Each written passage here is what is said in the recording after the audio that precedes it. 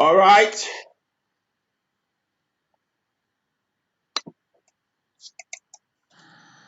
Tonight,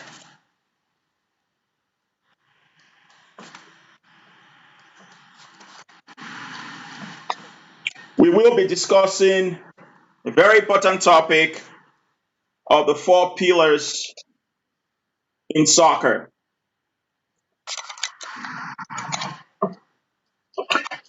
When we ask, what are they? What are the four pillars of soccer?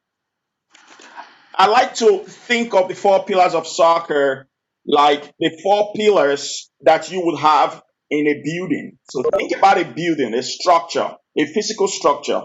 The four pillars that holds that structure together. It's what I want you to think about as we go through this presentation. In reality, in soccer, we call them the psychosocial or the psychological part of soccer, the technical part of soccer, the tactical part, as well as the physical part. Some people would say fitness. And as you can see on the bottom of this slide, there is a continuum at the bottom which links every one of these pillars together. Again, think about a physical structure with four pillars in them. All four of them are connected. And my hope is that at the end of this presentation, with some video clips, we'll be able to tie them all together in a game. And you could do that in a practice as well. In fact, all four of these should be present in your practice and certainly in the game. Okay, and you can see the list underneath there regarding each of these pillars, what it entails.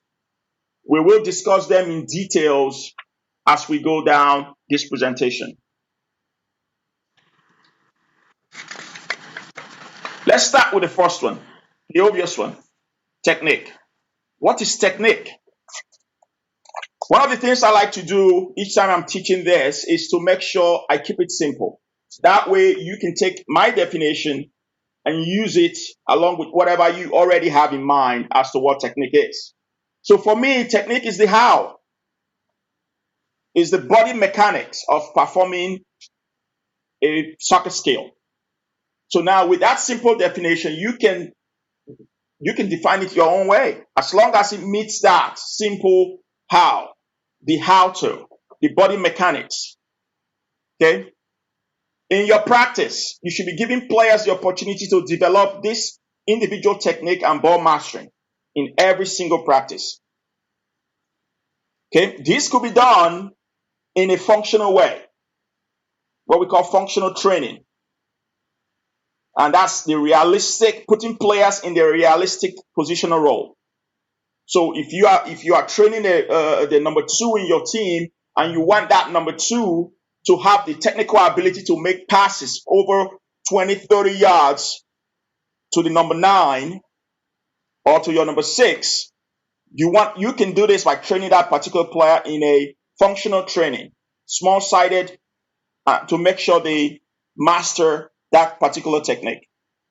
And of course, you can do this unopposed or you can do it in a scrimmage. Looking at this example of age and stages for technical continuum, you can see here that it starts from all the way from U5, from 5 all the way to 20-year-old players. And as the younger the players, some of the things you want to really work on as a coach are just the basic skills. Okay, ball and wall activities. Okay, letting the game be the teacher in most cases. Just let them play. And rotating players to make sure that they play all positions. Then, of course, as they get older, to the 10, to the 14, 15-year-old players, now you really are looking for some really good technical accuracies in terms of their execution. And making sure these players understand the role in the team, their technical abilities. And you may be able to break that down into the attacking principles and defensive principles for those players. And of course, the older they get, then you are demanding technical proficiency at that time. And now you have to tie that technical proficiency with their decision making. understanding what your strategy is when you are attacking and when you are defending. Not just in practice, but also in 11v11 game or in a small-sided game. Now, as we get to the video session of this presentation, you will see how they all tie in together, all four pillars. Tactics.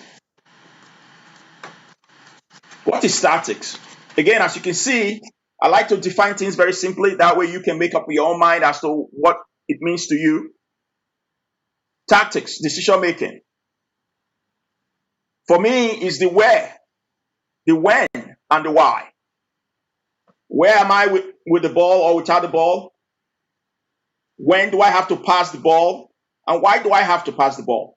All those put together is what tactics is. Tactical decision. And players can get better doing this by putting them in a small-sided game functional environment. That comes from understanding the game awareness, and the player's ability to create, to be creative with the ball or without the ball, and to solve problems on the pitch. Okay, this is not about the coach telling the players what to do. This is about the player be able to come up with their own solutions to problems on the pitch, with or without the ball.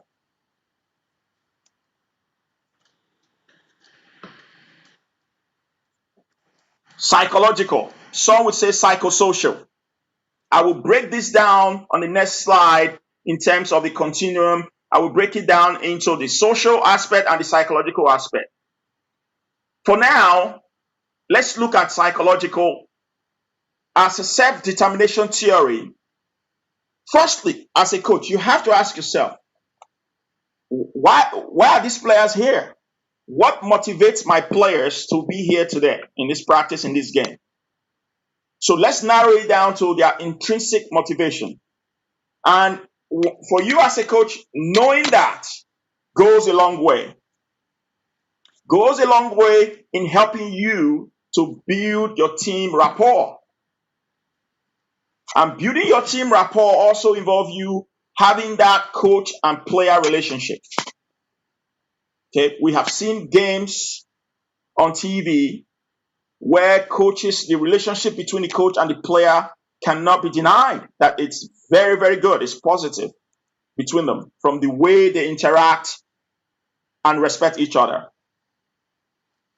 This also involves the player and the team relationship. How does the player act around his teammates? Does he or she respect his teammates? Okay, what about the player and the opponent relationship? How does that player behave? Does he show respect, shake hands before, after the game? Now with the COVID-19, we shall not want to be shaking hands, but how do we deal with adversity? Okay, what's our attitude like, our mentality? Okay, especially when we are losing, when things are not going our way. We have the red card. And you will see from the videos I'm going to show at the end that I'm going to stick to the positive side, and you will see how players react when things are going well. But it could be worse. But how do they handle themselves?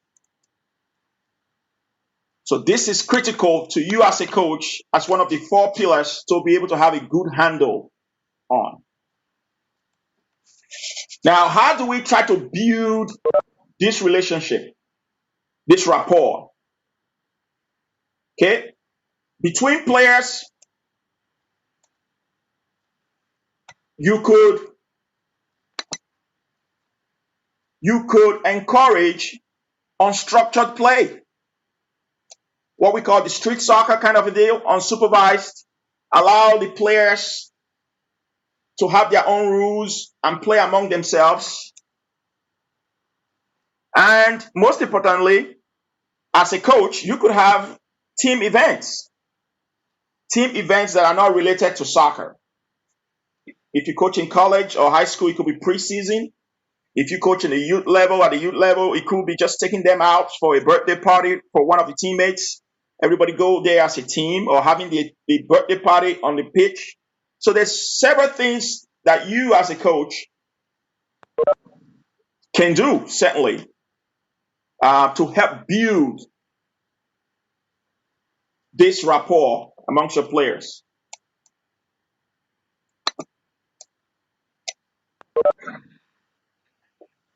Now, looking at the sample of ages and stages for social continuum, again, you can see from 5 all the way to 20-year-olds, some things we cannot hide or deny players. From the 5 to 9-year-old, their top priority is fun and enjoyment. That's what they want. That's why they come out to play. And also, they want support from you as a coach, as well as from their parent. Okay, they want to be involved. Okay, they don't want to sit out while everybody else is playing and they are sitting out. They want to be involved. They want to participate. They like that relationship, and there's no doubt they want to be in a safe environment. Okay, a safe environment where there's no bullying. Okay, a safe environment where they could learn and make mistakes. Then as they get older, to the 10, 11, 12, 13, 14-year-olds, now they begin to accept some responsibility. Again, that could differ based on gender. History have shown that on the female side, they accept that responsibility a lot earlier, sooner. They recognize when they have to do more or when they have to take responsibility. As opposed to some of the boys' team, not all boys' team, but some of them don't take responsibility. They probably will want to blame their teammates or other persons. So as a coach, you need to know how to address your players based on gender in that regards. And of course, as they get to the older age group, 16 through 20, they become to develop emotional stability as opposed to when they were younger. Okay? They now will be socially responsible, both on the pitch and off the pitch. They should, at this age, begin to recognize cultural differences between players in their team, on their team, and even the opponents. And they should be able to deal with conflicts, okay, as it arises during practice or in games. Psychologically, same thing. Okay, now we're talking about enthusiasm for the players when they are younger. They like to explore. Okay, they don't like to be bored. They want to always do something. Okay, that falls right in line with what my youngest, she's just 4, going to 5 years old next month. She's always bored. She wants to do something. So for you as a coach, you have to be able to structure your practice sessions to allow for them to be able to explore and progress. Okay, and then as they get older, to the 10 to 14, 15-year-olds, psychologically now, the self-concept and awareness begin to manifest. Again, the idea of taking responsibility. Again, that could differ based on gender. Okay, they begin to set goals and have confidence in themselves. Okay, and as they get older, through 20 years old, 16 to 20, their life skills will begin to develop. Okay, their temperament will be stable. You know what to expect from little Mike or from Mike every time he comes to practice. They begin to understand themselves and understand their teammates. They begin to understand their environment. They'll begin to understand that they are part of a club, not just a team. Okay, so this is crucial. And for us as coaches, we have to know these things occur, and they should occur in our practices. Lastly, on the 4 pillars is the physical. Most people will say fitness. That's fine. But what is it? I define it as the game fitness, not just fitness, because there are some really, really fit athletes out there, that does not make them good soccer players, right? So when we talk about fitness, we're talking about soccer fitness, game fitness. With that in mind, some basic soccer movements become very crucial, very crucial. And you will see from the video that we're going to watch, you will see that some of the things I have listed here would occur. And for you as a coach, you should be able to put your players in practice in an environment where they can practice turns with or without the ball, with pressure or without pressure. Okay? You should be able to put them in those environments. Body strength. May not have to use the gym, depending on the age of your players, but just using the body weight to build some strength, body strength, is critical in soccer. And you will see also in at least one of the clips you're going to see down the road, it's how players can use their body strength, their arm, to create space, 1 or 2 yards, half a yard of space between themselves and the opponent to be able to make decision with the ball. Agility. Again, this is something that it's needed. And for you as a coach, you have to find a way to introduce that in every and recognize that in every of your practice. And my hope is that you will see those occur in a short clip that I'm going to show. Speed, balance, those are key. Many a times we tell our players, especially the younger age groups, we want them to run fast or we want them to dribble through 5, 6, 7 cones without first checking if they can actually stand on one foot balanced. So they have to be able to do all that before you can go full blast, speed, twist and turn, and do all the things that would normally occur in a game. And the idea is for you as a coach, it doesn't matter what your topic is for that day, that the 4 pillars is presented. And not only present in your practice, but they are connected. They're not in isolation. So look at this continuum, okay? Just like we've done in the other pillars, and you can see the list. You see the list of things that should occur for players that are 10 and younger. Okay? We're talking about agility, balance, coordination, okay, speed, gliding, buoyancy, okay, ability to catch, pass, kick, running, jumping, throwing, and you can see the list goes on and on and on. Then as they get older, their aerobic development begins to increase. Okay? And again, this could differ in terms of the puberty, gender to gender, individual to individual. Okay, and of course, as they get older, you can see the list of things that you begin to experience. Increase in strength, increase in power, okay, muscle mass gain. As soon as they hit 16 and older, you begin to see those things. Okay, improved in recovering time.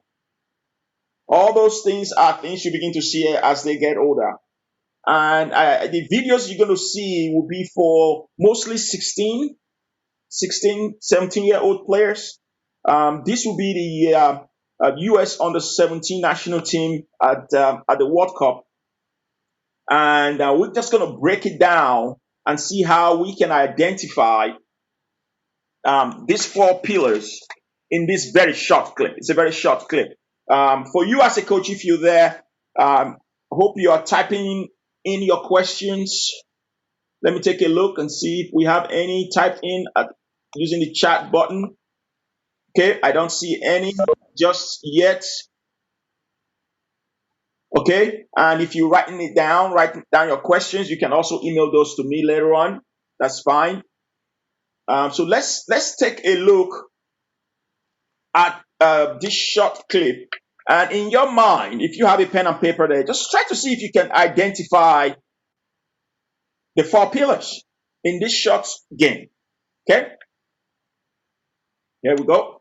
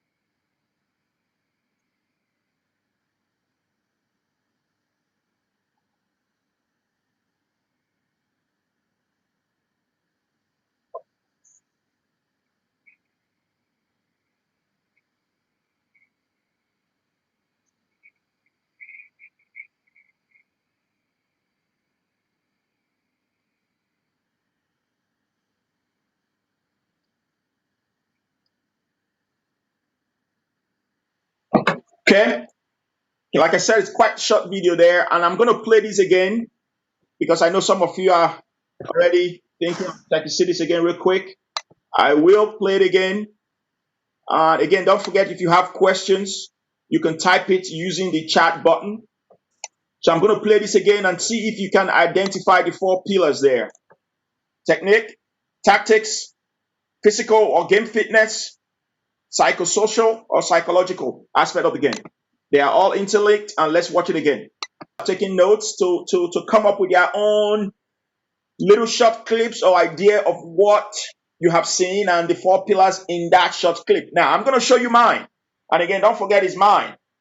And then you can compare with yours.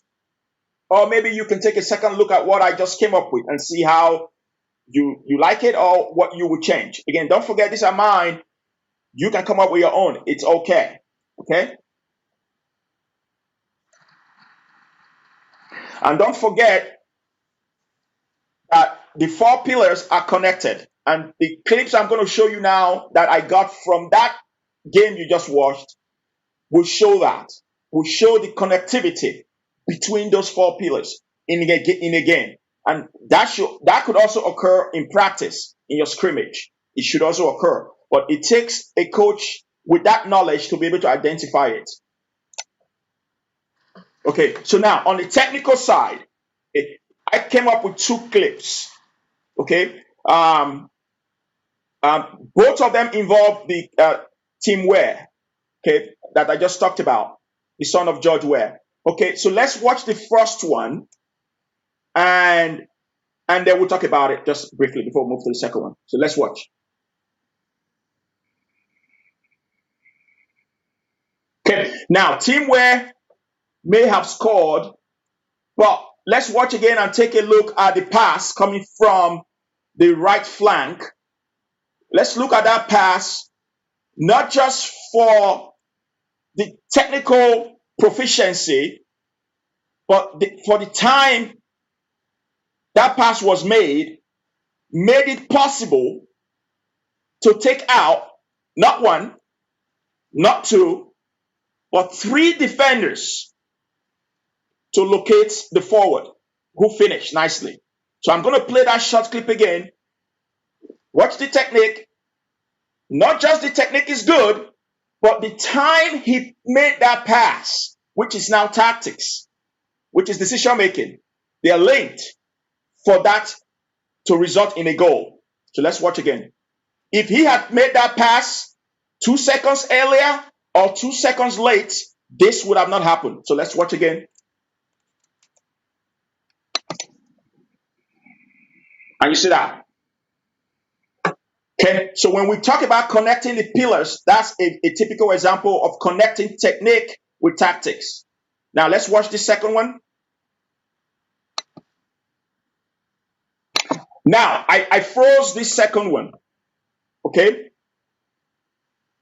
I froze this one because Team Ware on the left-hand side of the pitch have how many options, coaches? I know you can respond. He has 3 options.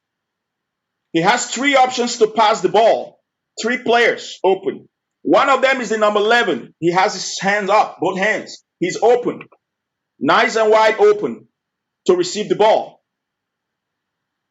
Team Ware has to make a decision. Because he has the technical proficiency, he has the technical skill. Let's see what he decided to do. Fantastic technique there. Using the inside of the foot, not the laces, the inside of the foot to coil that ball, knowing fully well the goalkeeper have cheated. The goalkeeper cheated to his right, exposing the top left corner, and he placed it there. So again, that is a typical example of what we talk about technical proficiency at the highest level. Tactics. Okay. Here I also have 2 clips. Again, don't forget, you can always come up with yours in any game situation, right? Here are the 2 that I picked. And it's similar to the one you just watched. Okay. And don't forget, again, when we talk of tactics, we're talking about understanding the where and the when. Where am I on the pitch? Am I on the defensive third, middle third? Or am I at the final third? And for you as a coach, how do you improve this in your players? You use the small-sided games, functional training, to enhance this in your players. Okay? So let's watch the first one.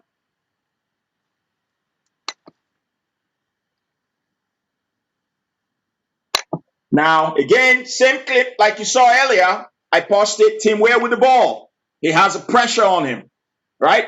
When we talk about technique, tactical decision making, he has, again, 3 clear chances, 3 clear ones. Maybe any of those 3 would have been fine. Who knows?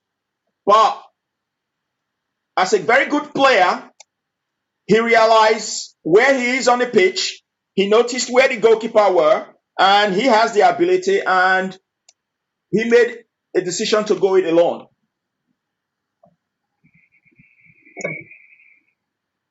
On the second clip, the midfielder has the ball in front of him. As you can see, I paused it there. What does he have in front of him? Now, he's thinking, where am I on the pitch? Okay, I'm in the attacking third, approaching the attacking third, coming from the midfield, right? And he has no pressure in front. There's certainly pressure behind. So he has 3 options. When we talk about tactical skills, we're talking about decision making. That player with the ball has decision to make. 1, can I go alone? Can I finish? Or should I pass? Who should I pass to? Now, let's see the decision that he makes. And then we'll analyze to see if that was a good decision. So I'm going to finish up, let it roll. He decides to go into the middle. And thank you very much. Good finish. Okay? So again, when we talk about decision making, this is the environment we need to create for our players, for them to be able to analyze when they have the ball. Where am I on the pitch? And then what is the right decision for me to do? And what should I do with the ball? Okay.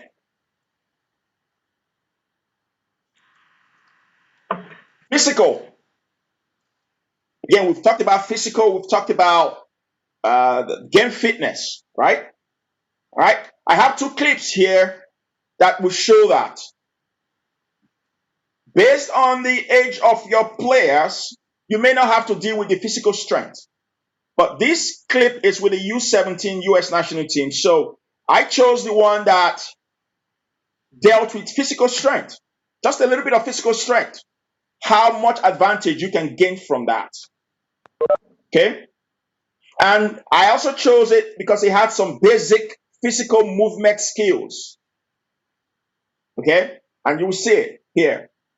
And for you as a coach, you have to be able to analyze the frequency of this movement, the intensity of your game, your practice, the duration of your practice on your activities to bring all this game fitness to the standard that you really want. So let's watch these two clips.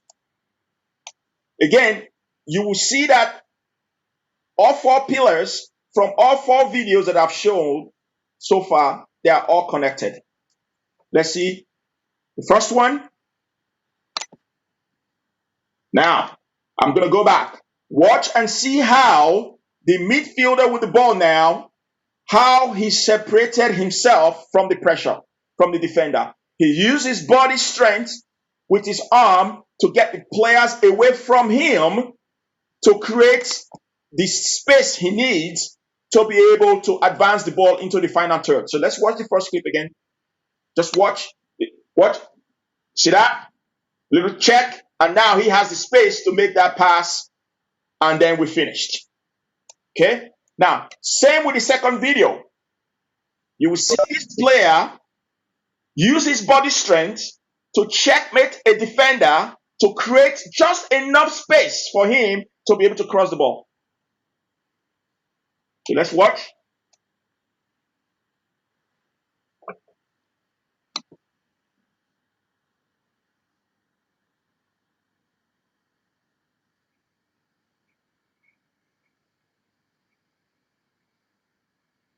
Okay, let's watch again.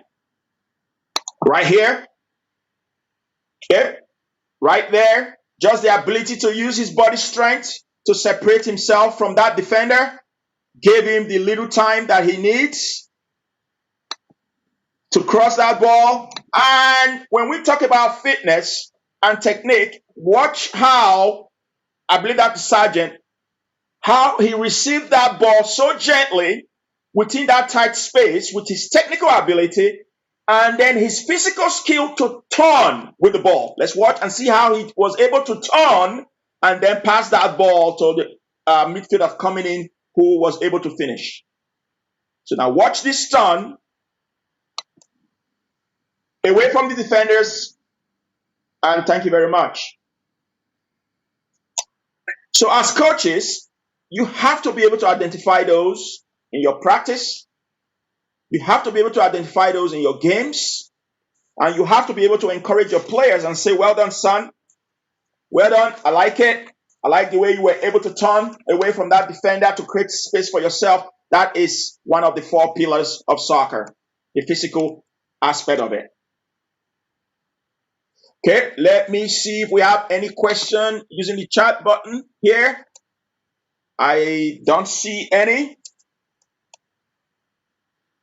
And I think we have a pretty good size here that I can open up for question in a few minutes, in a few seconds here, rather.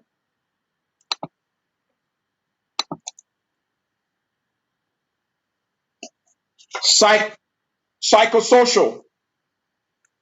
Again, I have two clips. One of them is from the same game that you just watched. Same game. Okay? And this is basically showing that players enjoy fun environments with their friends, regardless of the age, regardless if it's in the game or if it's in a practice session. Okay, I think somebody's trying to get in. So question A, rotation. Sure. So again, players like to enjoy fun environment with their friends. Okay, players' reactions to wins or loss is critical. Do they respect everybody, even when they are winning?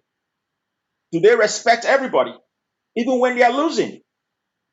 For this presentation, I'm going to choose clips for teams that are winning, how they interact with their teammates, with their coach, and with the fans, the referee. Coach's reaction, okay? Coach's rapport with players. We all have seen Liverpool, Klopp. No, everybody in the world knows that is a coach with a very good relationship and good rapport with his players. Regardless if they win or not, he's got a very good way of encouraging his players, shaking hands, hugging players, even when they lose.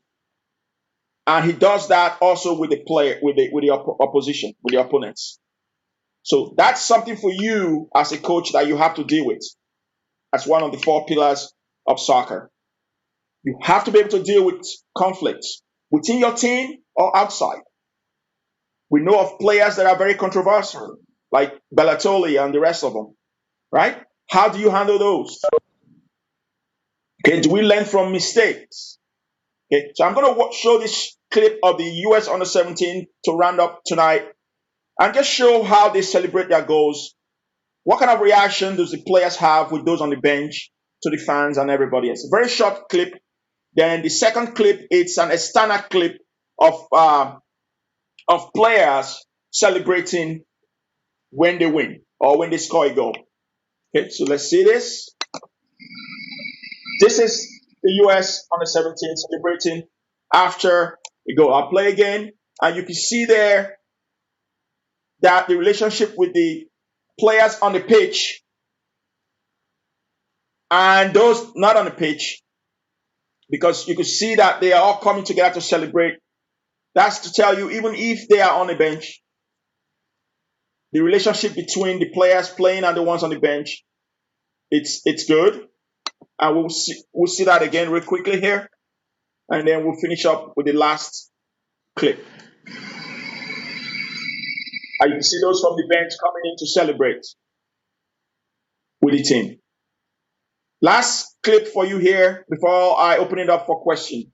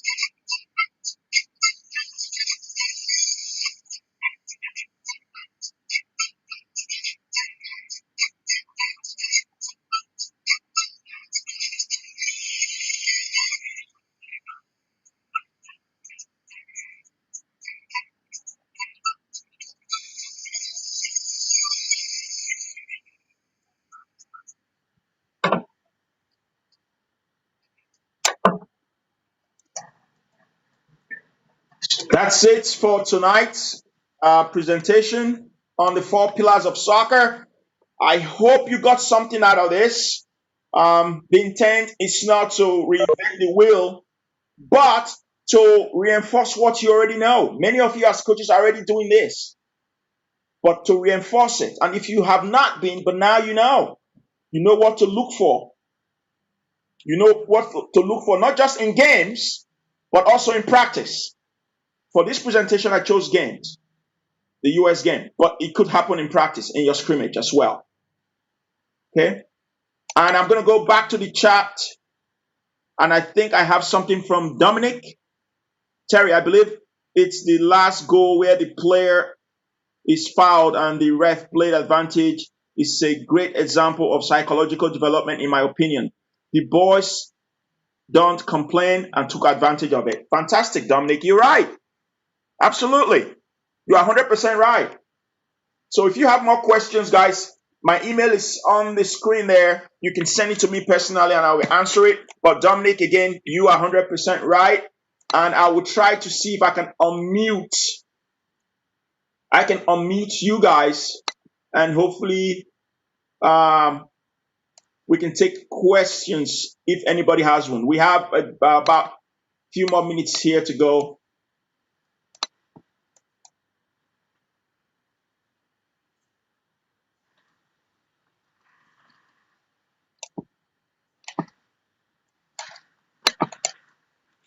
And just for the record, the next free webinar will be June 5th. I will send you guys an email of the topic, and it's going to be 6 to 7 p.m. Eastern Standard Time in America. I know we have some coaches here from Africa, looking at the attendance list here, that are present here. So same time, next Friday, June 5th, will be the next free webinar. And I will end recording at this time.